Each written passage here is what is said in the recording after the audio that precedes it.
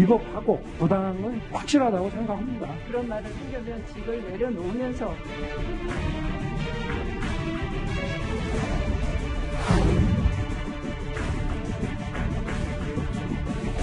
개인만 하고 정책도 할 수 있을 거라 생각합니다. 야당도 국민이지 않습니까? 예.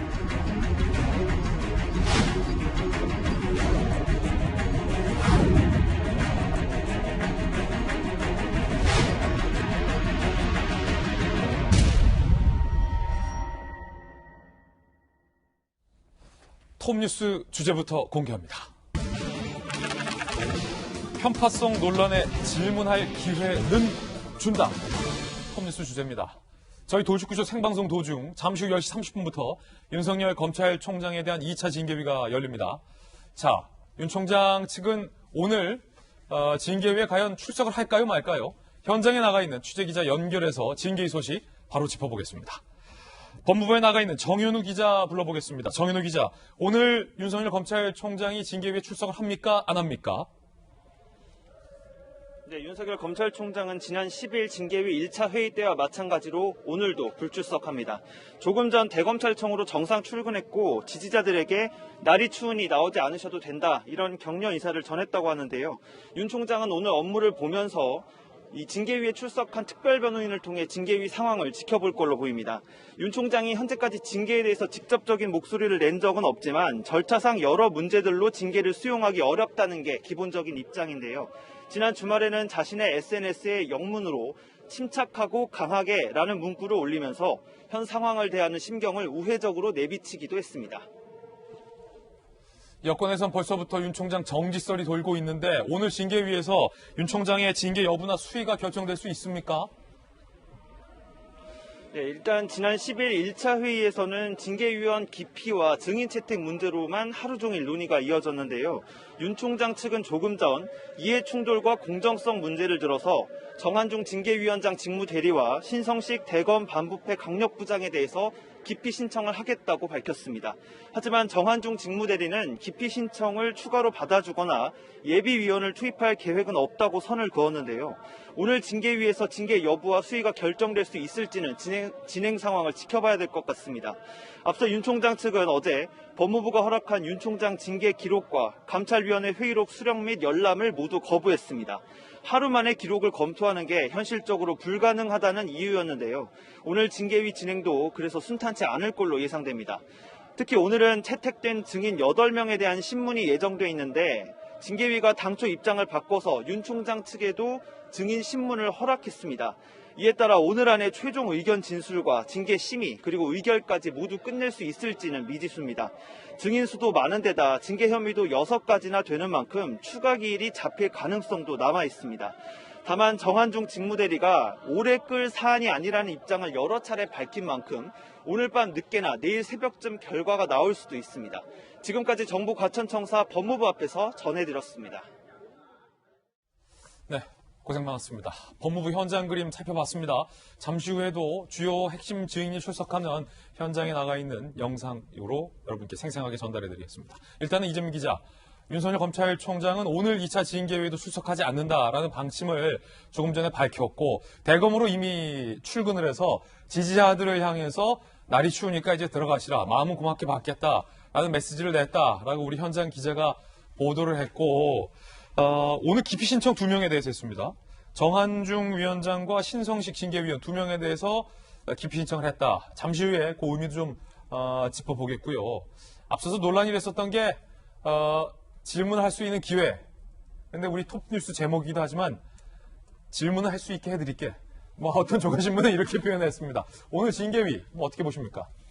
네, 일단 징계위에서 증인 8명을 이제 지금 오늘 불렀죠. 다 나올지 모르겠습니다. 왜냐하면 증인들이 반드시 강제로 출석해야 할 의무가 있지는 않기 때문에 다만 윤석열 총장 측에서 유리한 증언을 할 것으로 보이는 4명의 증인은 나오지 않을까 생각이 들고, 그리고 또 징계위에서 직권으로 신청한 사람이 있죠. 신재철 법무부 검찰국장을 직권으로 이제 증인 신청을 했는데 나오겠죠. 그렇게 되면 결국 이제 증인을 두고 아마 징계 청구에 이르는 과정까지의 문제들, 그리고 징계 청구 사안들을 놓고 이제 격돌을 할 텐데, 지금까지 징계위가 그 전까지만 하더라도 징계위에서의 증인은 신문이다. 법관이 증인을 신문하는 것처럼 신문하는 거기 때문에 징계위원만 질문할 수 있다. 윤석열 총장 측도 질문하려면 징계위원을 통해서 해라. 뭐 이런 식으로 이제 얘기를 했다가 일단 위원장을 했던 장완준 교수가 윤석열 총장 측의 변호인에게도 증인들에게도 신문할 수 있는 그런 권한을 주겠다라고 얘기했기 때문에 아마 오늘 증인들에 놓고 다양한 어떤 그 질문과 답변이 있지 않을까 그렇게 예상해 봅니다. 예, 윤석열 총장이 대검에 출근하는 모습을 현장에 있던 저희 취재 기자가 우연히 촬영을 했습니다. 이게 현장 취재의 묘미이기도 한데 윤석열 총장이 지금까지 대검에 출근할 때는 차에서 내려서 지지자들에게 메시지를 내거나 차에서 내린 것도 굉장히 이례적으로 손꼽힐 만큼 없었습니다. 우리 현장 취재 기자가 우연히 현장에 있다가 마침 그 모습을 휴대폰 카메라로 담는데 담아냈습니다. 그래서 조금 전 저희 돌직구쇼 스튜디오로 전송을 했는데요. 현장 취재 기자가 휴대전화로 촬영해서 전송한 조금 전 윤 총장의 지지자를 향한 메시지 직접 한번 살펴보시죠.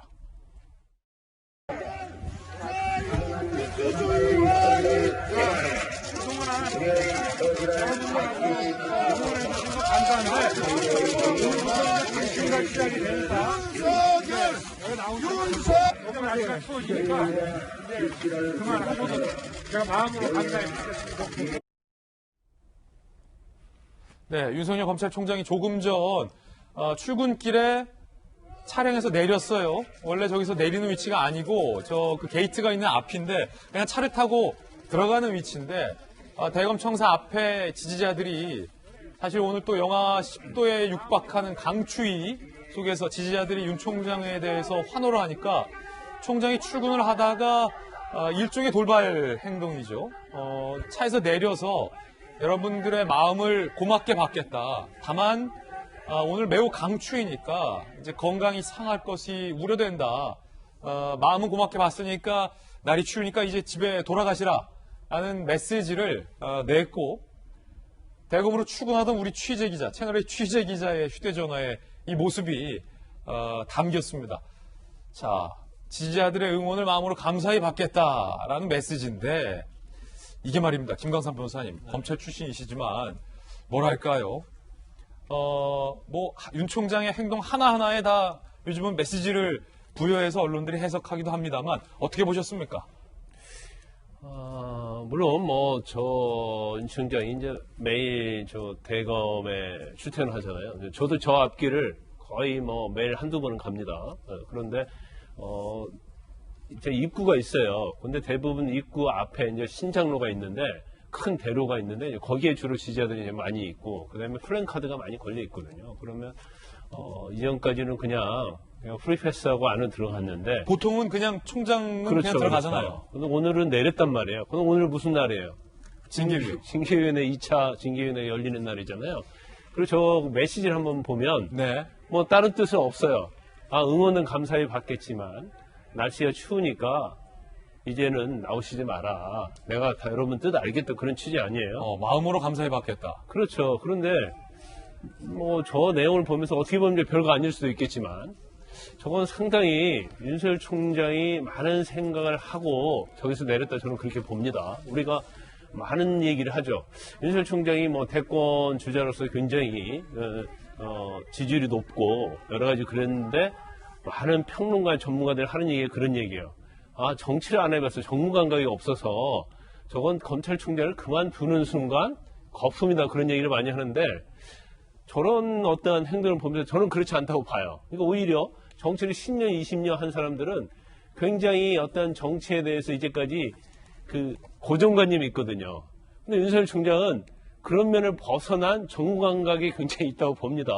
그래서 이 추위에 떨지 마라는 저 메시지 자체가 별거 아닌 것 같지만 사실 보는 국민의 입장에서 보면 자기 지지자들에게 막 어떻게 보면 굉장히 거기에 환호하는 모습이 아니고 오히려 염려하는 모습 이거 자체가 사실은 보는 사람 하여금 다른 생각을 갖게 할 수 있어요. 그래서 정무 감각으로 보면 제가 볼 때는 오히려 10여 년 이상의 정치를 한 사람보다는 훨씬 더 뛰어나다. 저는 그렇게 평가를 합니다. 그러니까 김광삼 변호사님께서 보실 때에 이 메시지는 그냥 대검의 앞에 있는 몇몇 시민들에게 염려하는 총장의 메시지가 아니라 윤 총장을 지지하는 수많은 시민들에게 보내는 일종의 메시지일 수도 있다. 날 춥고 징계위를 걱정하지만 오히려 윤 총장이 걱정하지 마라라는 어떤 그런 담대한 모습을 보여줬다. 뭐 이런 때는 해석이십니까? 시민의 범위를 넘어서 예.